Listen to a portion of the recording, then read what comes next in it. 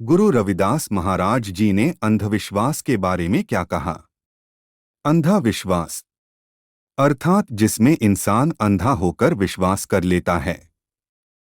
इंसान नजर से अंधा हो जाता है, कानों से बहरा हो जाता है और बुद्धि से भी शून्य हो जाता है।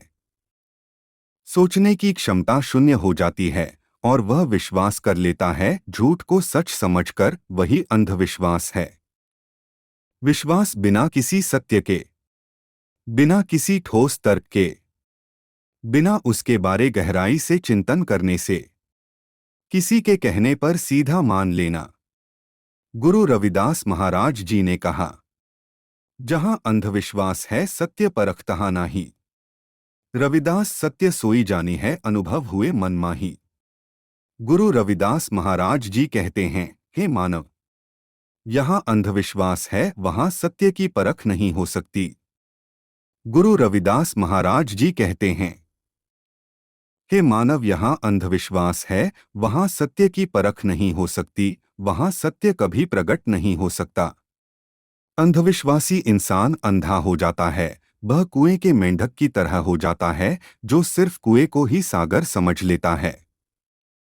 उसकी दीवारों से बाहर देखना नहीं चाहता या उसकी देखने की क्षमता शून्य हो जाती है, खत्म हो जाती है।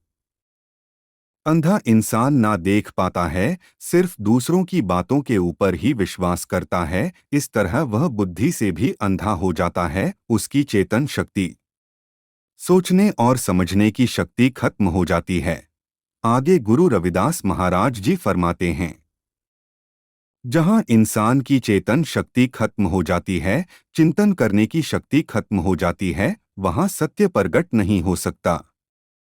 क्योंकि सत्य को प्रकट होने के लिए आपकी इंद्रियों की स्वतंत्रता बहुत जरूरी है। आपके मन की स्वतंत्रता बहुत जरूरी है। और जहां मन स्वतंत्र है चारों तरफ से, वही सत्य प्रकट हो सकता है, अर्थात वही इंसान सत्य को जान सकता है। एक स्वतंत्र इंसान ही सत्य को धारण कर सकता है। गुलाम तो सिर्फ दूसरों के विचारों पर अपना जीवन व्यतीत करते हैं। आरिंक दास जी की कलम से।